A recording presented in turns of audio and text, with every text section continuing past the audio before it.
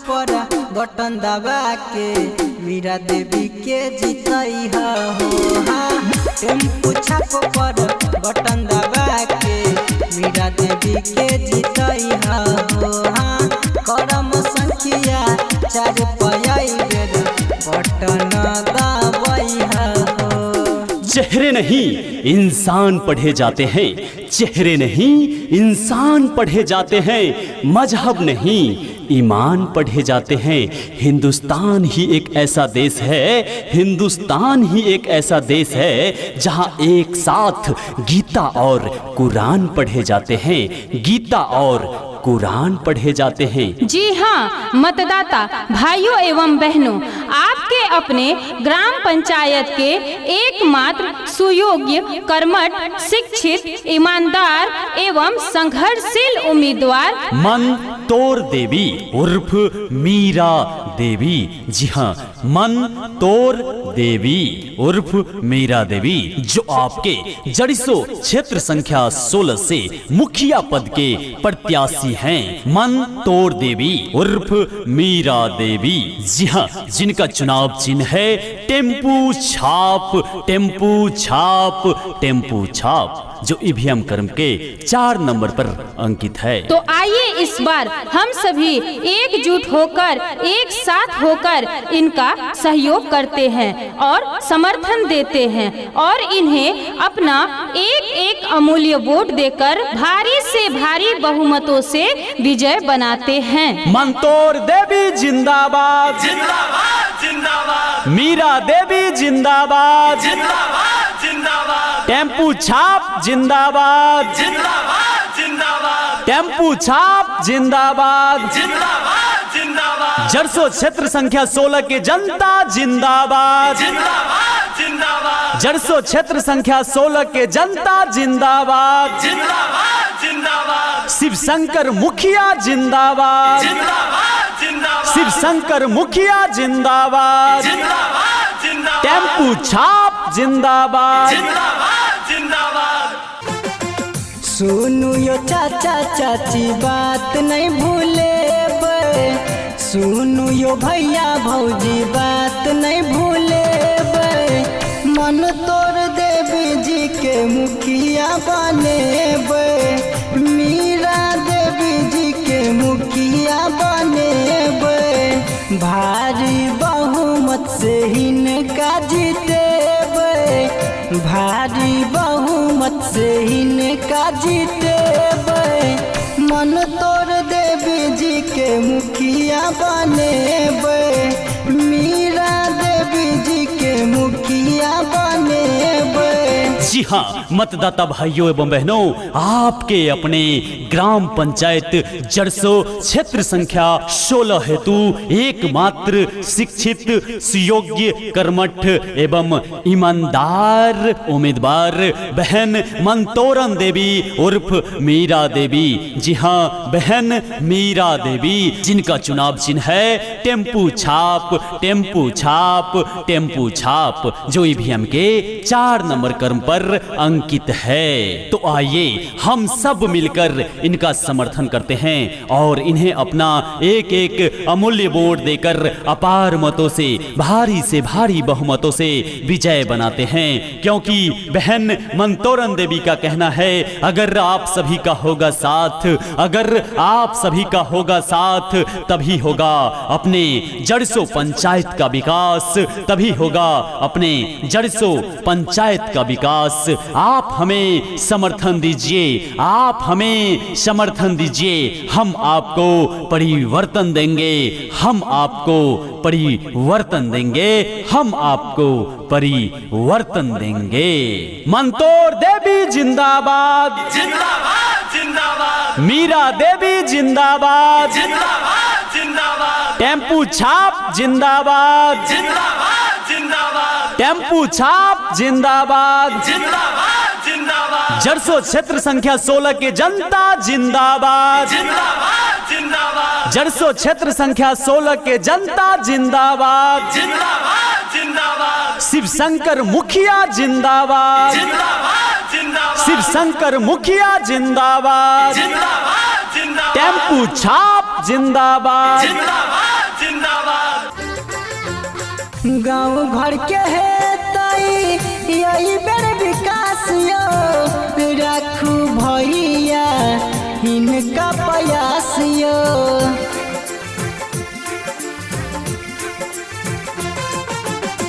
गाँव घर के है तई यही बेर विकास यो राखू भैया इनका प्रयास यो।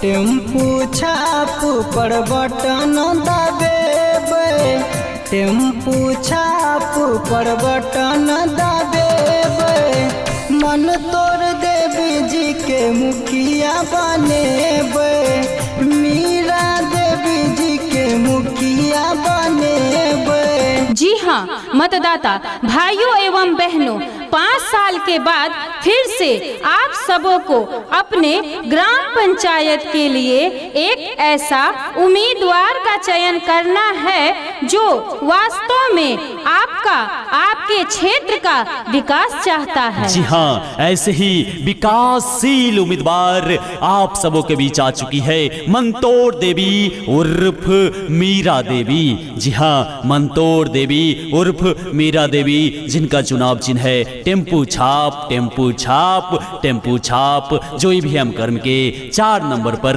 अंकित है, टेम्पू छाप। जी हाँ मतदाता बंधु भाइयों एवं बहनों, आइए इस बार हम सब एकजुट होकर भारी से भारी बहुमत देकर मंतोर देवी उर्फ मीरा देवी को भारी से भारी बहुमत से जरिसो क्षेत्र संख्या 16 से अपना उम्मीदवार बनाते हैं, क्योंकि अपने पंचायत जरसो क्षेत्र से एकमात्र सुयोग्य कर्मठ शिक्षित उम्मीदवार हैं बहन मंतोर देवी उर्फ मीरा देवी। जी हाँ मतदाता मालिक, इस चुनाव की घड़ी में आपके घर तक हजारों सैकड़ों प्रत्याशी आपके बीच आएंगे और वोट की मांग करेंगे। जी हाँ, आपको सोच समझकर वोट करना है और समाज सेवी संघर्षशील उम्मीदवार को चुनना है, और वो उम्मीदवार हम सबके बीच हैं मंतोर देवी उर्फ मीरा देवी। मंतोर देवी उर्फ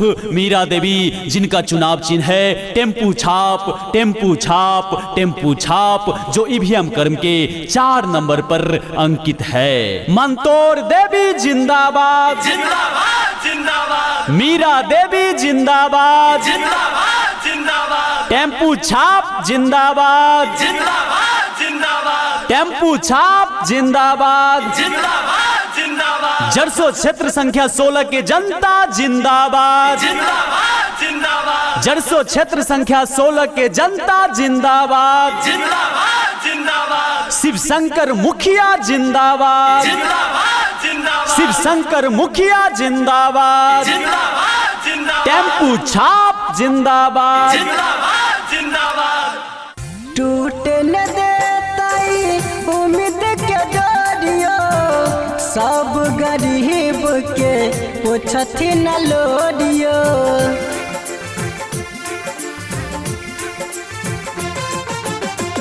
टूटे न देताई उम्मीद के डोरियो, सब गरीब के पोछथी न लोडियो।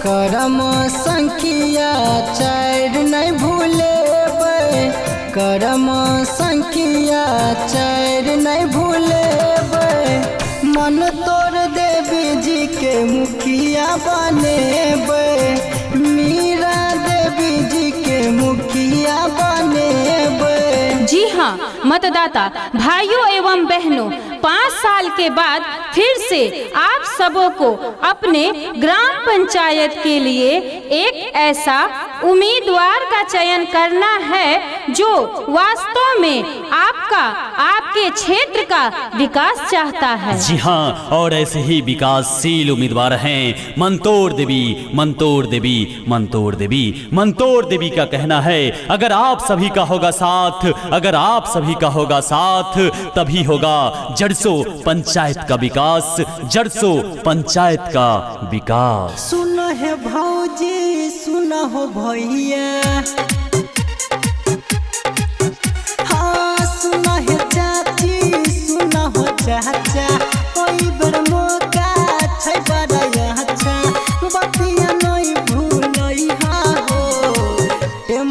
छाप पर बटन दबा के भारी मतों से जिताई हो हाँ मन तोड़ देवी के भारी मतों से मुखिया यही बेर बनाई हो हाँ करम संख्या 4 पाई बेर बटन दबाई हो हाँ सुना है चाची सुना हो चाचा ओई बेर मौका छै बड़ा अच्छा बतिया नहीं भूलई हो टेम्पू छाप पर बटन दबा के मीरा देवी के जिताई हो हाँ टेम्पू छाप पर बटन दबा के मीरा देवी के जिताई हो हाँ करम संख्या 4 पाई बेर बटन दबाई हो जी हाँ, न झूठ है न गद्दारी है, न झूठ है न गद्दारी है, न नीयत में मक्कारी है। जन सेवक हूँ आप सबों का, जन सेवक हूँ आप सबों का, जन सेवा ही असली जिम्मेवारी है, जन सेवा ही असली जिम्मेवारी है। जी हाँ मतदाता भाइयों एवं बहनों, आपके अपने ग्राम पंचायत के एकमात्र सुयोग्य कर्मठ शिक्षित ईमानदार एवं संघर्षशील उम्मीदवार मन तोर देवी उर्फ मीरा देवी। जी हाँ, मन तोर देवी उर्फ मीरा देवी जो आपके जड़सो क्षेत्र संख्या 16 से मुखिया पद के प्रत्याशी हैं। मन तोर देवी उर्फ मीरा देवी। जी हाँ, जिनका चुनाव चिन्ह है टेम्पू छाप, टेम्पू छाप, टेम्पू छाप, जो ईवीएम क्रम के 4 नंबर पर अंकित है। तो आइए इस बार हम सभी एकजुट होकर, एक साथ होकर इनका सहयोग करते हैं और समर्थन देते हैं और इन्हें अपना एक अमूल्य वोट देकर भारी से भारी बहुमतों से विजय बनाते हैं। मंतोर देवी जिंदाबाद, जिंदाबाद जिंदाबाद, मीरा देवी जिंदाबाद, जिंदाबाद जिंदाबाद, टेम्पू छाप जिंदाबाद, जिंदाबाद जिंदाबाद, टेम्पू छाप जिंदाबाद, जिंदाबाद जिंदाबाद, जरसो क्षेत्र संख्या 16 के जनता जिंदाबाद, जिंदाबाद जिंदाबाद, जरसो क्षेत्र संख्या 16 के जनता जिंदाबाद, जिंदाबाद जिंदाबाद, शिव शंकर मुखिया जिंदाबाद, जिंदाबाद जिंदाबाद, शिव शंकर मुखिया जिंदाबाद, जिंदाबाद जिंदाबाद, टेम्पू छाप जिंदाबाद। जिंदाबाद जिंदाबाद, मिलता सबटा सुविधा होता नहीं यह सुविधा हो मिलता सबटा सुविधा होता नहीं यह सुविधा हो अपन पंचायत के होते विकास मन तोड़ देवी पारा खतुआस बतिया नहीं भूलई हो टेम्पू छाप पर बटन दबा के भारी मतों से जिताई हो हाँ मन तोड़ देवी के भारी मतों से मुखिया यही बेर बनाई हो हाँ करम संख्या 4 पाई बेर बटन दबाई हो।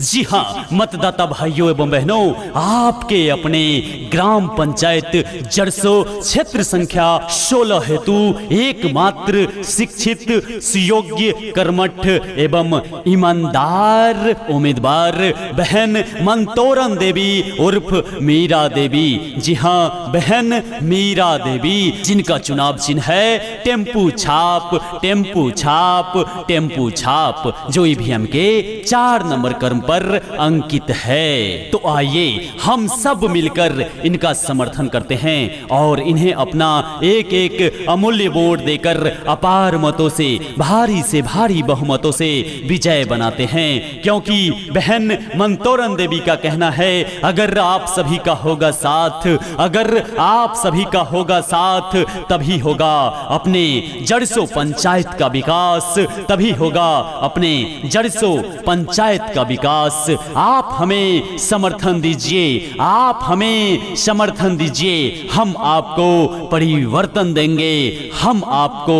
परिवर्तन देंगे, हम आपको परिवर्तन देंगे। मंतोर देवी जिंदाबाद, जिंदाबाद जिंदाबाद, मीरा देवी जिंदाबाद, जिंदाबाद जिंदाबाद, टेम्पू छाप जिंदाबाद, जिंदाबाद जिंदाबाद, टेम्पू छाप जिंदाबाद, जिंदाबाद जिंदाबाद, जरसो क्षेत्र संख्या 16 के जनता जिंदाबाद, जिंदाबाद जिंदाबाद, जरसो क्षेत्र संख्या 16 के जनता जिंदाबाद, जिंदाबाद जिंदाबाद, शिव शंकर मुखिया जिंदाबाद, जिंदाबाद जिंदाबाद, शिव शंकर मुखिया जिंदाबाद, जिंदाबाद जिंदाबाद, टेम्पू छाप जिंदाबाद। जिंदाबाद जिंदाबाद, गरम पंचत जड़ी सो से छतनी हो ठार हो,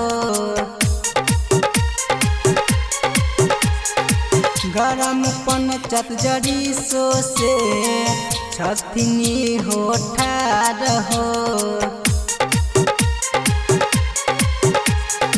सुन जनता भगवान, सुन जनता भगवान, दह सब मिल प्यार हो।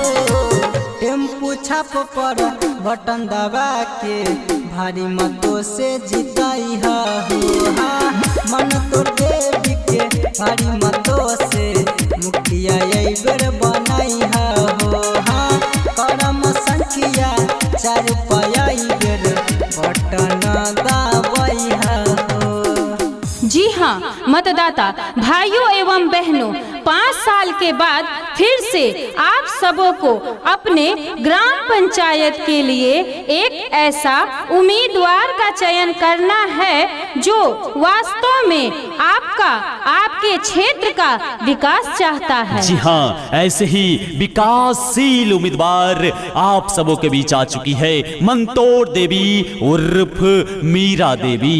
जी हाँ, मंतोर देवी उर्फ मीरा देवी, जिनका चुनाव चिन्ह है टेम्पू छाप, टेम्पू छाप, टेम्पू छाप, जो ईवीएम कर्म के 4 नंबर पर अंकित है, टेम्पू छाप। जी हाँ मतदाता बंधु, भाइयों एवं बहनों, आइए इस बार हम सब एकजुट होकर भारी से भारी बहुमत देकर मंतोर देवी उर्फ मीरा देवी को भारी से भारी बहुमत से जरिसो क्षेत्र संख्या 16 से अपना उम्मीदवार बनाते हैं, क्योंकि अपने पंचायत जरसो क्षेत्र से एकमात्र सुयोग्य कर्मठ शिक्षित उम्मीदवार हैं बहन मंतोर देवी उर्फ मीरा देवी। जी हाँ मतदाता मालिक, इस चुनाव की घड़ी में आपके घर तक हजारों सैकड़ों प्रत्याशी आपके बीच आएंगे और वोट की मांग करेंगे। जी हाँ, आपको सोच समझकर वोट करना है और समाज सेवी संघर्षशील उम्मीदवार को चुनना है, और वो उम्मीदवार हम सबके बीच हैं मंतोर देवी उर्फ मीरा देवी। मंतोर देवी उर्फ मीरा देवी, जिनका चुनाव चिन्ह है टेम्पू छाप, टेम्पू छाप, टेम्पू छाप, जो ईवीएम कर्म के 4 नंबर पर अंकित है। मंतोर देवी जिंदाबाद, जिंदाबाद जिंदाबाद, मीरा देवी जिंदाबाद, जिंदाबाद जिंदाबाद, टेम्पू छाप जिंदाबाद, जिंदाबाद जिंदाबाद, टेम्पू छाप जिंदाबाद, जिंदाबाद जिंदाबाद, जरसो क्षेत्र संख्या 16 के जनता जिंदाबाद, जिंदाबाद जिंदाबाद, जरसो क्षेत्र संख्या 16 के जनता जिंदाबाद, जिंदाबाद जिंदाबाद, शिव शंकर मुखिया जिंदाबाद, जिंदाबाद जिंदाबाद, शिव शंकर मुखिया जिंदाबाद, जिंदाबाद जिंदाबाद, टेम्पू छाप जिंदाबाद। जिंदाबाद जिंदाबाद, हे रे जान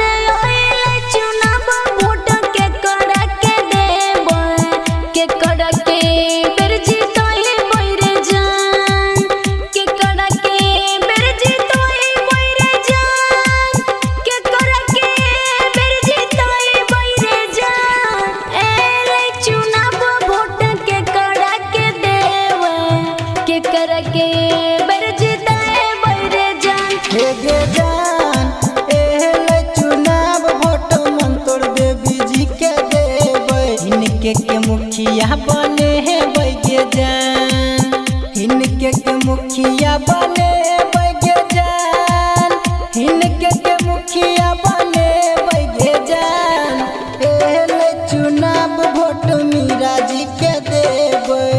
इनके के मुखिया बने बैगे जान। जी हाँ, मंतोर देवी जी उर्फ मीरा देवी का चुनाव चिन्ह टेम्पू छाप जो भूलना नहीं है।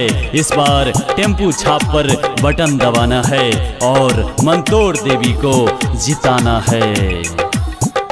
हे रे जान कोन छप निशानी छै, कोन छाप पहचान, कोन छाप सबके बताए बैरे जान, कोन छाप सबके बताए बैरे जान, कोई नंबर पर बटन दबाए बैरे जान, कोन छाप निशानी छै, कोन छाप पहचान, कोन छाप सबके बताए बैरे जान। हे गे जान टेम्पू छाप छई न कर निशानी, इहे सबके बताई है गे जान, इहे सबके बताई है गे जान, इहे सबके बताई है गे जान। टेम्पू छाप छई न कर निशानी, इहे सबके बताई है गे जान। जी हाँ, चुनाव चिन्ह टेम्पू छाप जो ईवीएम कर्म के 4 नंबर पर अंकित है। टेम्पू छाप मंतोर देवी का चुनाव चिन्ह टेम्पू छाप जो ईवीएम कर्म के 4 नंबर पर अंकित है।